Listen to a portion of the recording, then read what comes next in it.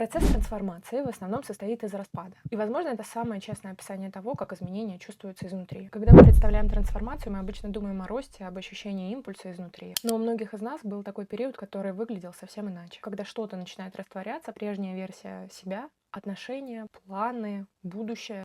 И вместо того, чтобы увидеть этот процесс изменения, вы чувствуете испуг, тотальный страх и непонимание того, что будет происходить дальше. Ощущение, что вы движетесь назад, что вы теряете все, что у вас уже было, и что все вокруг разваливается.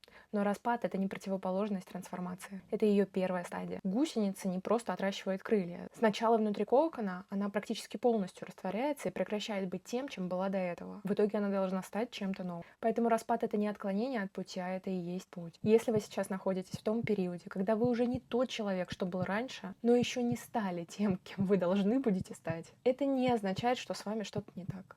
И я вас очень хорошо понимаю. Именно так выглядит трансформация изнутри. Вы не разрушаетесь, а находитесь в самом центре процесса.